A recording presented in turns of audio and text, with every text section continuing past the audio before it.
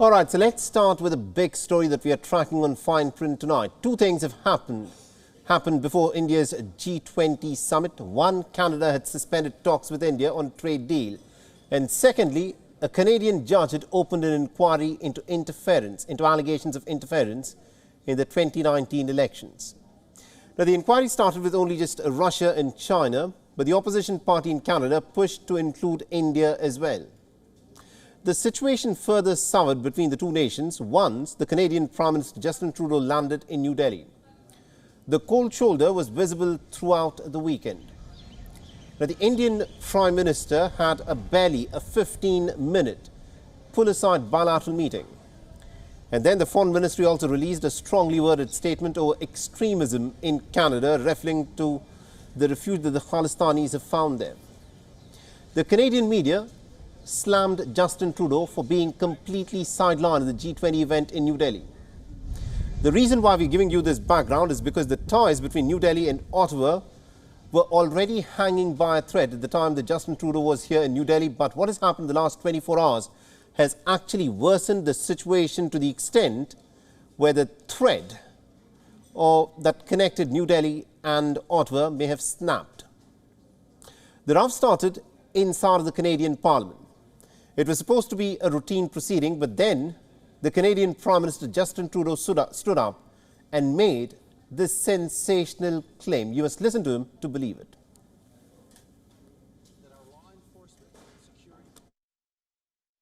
Over the past number of weeks, Canadian security agencies have been actively pursuing credible allegations of a potential link between agents of the government of India and the killing of a Canadian citizen, Hardeep Singh Nijjar.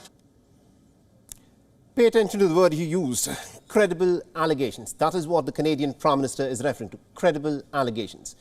It was just about 2 hours after midnight in New Delhi, Canada accused the Indian government of conspiring and executing a murder on Canadian soil. And the killing was that of Hardeep Singh Nijjar, a man India sees as a terrorist. Now, Nijjar was in fact the chief of the separatist organization Khalistan Tiger Force. The 46-year-old had moved to Canada way back in 1997 from Jalandhar in Punjab. And according to the Indian government, Nijjar was someone who was actively involved in many activities, including separatism.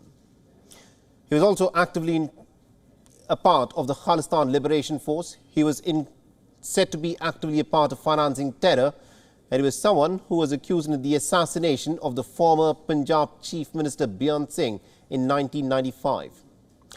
Nijjar was also booked by the NIA in December 2020. Now, soon after this explosive claim, New Delhi, of course, had to respond, and it did. It rejected this accusation and described it as absurd and motivated. India's press release added that these kind of allegations actually shift the focus away from the main issues.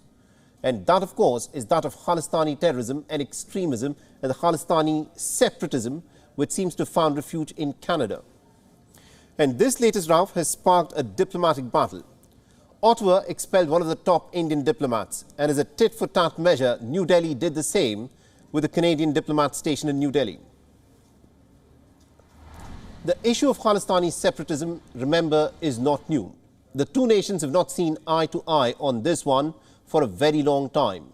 It is even something that was brought up during the G20 summit in New Delhi, where India alleged that Justin Trudeau is in fact playing politics over this issue, where Khalistanis have been given a bit of a free run in Canada, something that constantly threatens India's security and sovereignty. Now, the Indian Prime Minister has, of course, summoned the Canadian High Commissioner thrice, every time due to the Khalistani issue. Canada has refused to act on this issue. It has said that what happens on its soil is their business and their business alone. And Canada has, of course, defended it in the name of freedom of expression and sovereignty. But this, remember, is not just one word against another's. There is politics that is quite clearly at play here. Justin Trudeau is facing flack back at home. His approval ratings have plummeted. He's been blamed for the cost of living crisis that Canada at this moment is reeling through. And his political future hangs in the balance. So the question, of course, is this: with this being the political scenario in Canada, are these allegations levelled by Justin Trudeau merely to try and shore up his own constituency back home? Or do they even have any kind of substance? Or is this merely a distraction on the part of Justin Trudeau? All right, now to give us more perspective on this, we are being joined by Mr. Suresh K. Goel, who's a former Indian diplomat. He's joining us live on this broadcast. Mr. Goel, this is something that no one would have expected would happen. The Canadian Prime Minister making the statement on the floor of the Parliament in Canada, and this is something, you know, that you don't expect that the Prime Minister of a nation would go on to make an allegation of this scale. What do you read into the statement that was made by Justin Trudeau? Absolutely. I think Prime Minister Trudeau really overreached. Maybe he did not calculate the situation. Maybe he did not understand the fine print behind it. Maybe he did not understand how the international diplomacy is conducted. Throwing out a diplomat from an mission is an extreme step, which is just short of closing down a mission on charges of different kinds. And Prime Minister Trudeau has resorted to that kind of a step. It's going to escalate further, as we notice the second step here of the government of India throwing out a Canadian diplomat. I think I'm going to say a few things which probably a professional diplomat wouldn't have said, but I'm retired. I'm a retired diplomat, right, and therefore I can take liberties. I think Prime Minister Trudeau would have done well to stay in India for a few more days and taken a crash course in diplomacy right, from the Indian institutes, which have been training African diplomats day in and day out. Because what he said and what he did was totally unforgivable, really. Number one. Number two, if what happens on the Canadian soil is their concern and their concern only is the matter of the matter here, in that case, why don't they take any action against this Khalistani who had the network to kill a Congressy leader in Punjab yesterday or day before yesterday, and where somebody has owned up to actually doing the assassination? Would the Canadian government take any action? I don't think, frankly speaking, shifting from the gear of teaching Trudeau a bit of finesse about diplomacy, coming to the actual foreign policy issue, I don't think it is simply the local politics.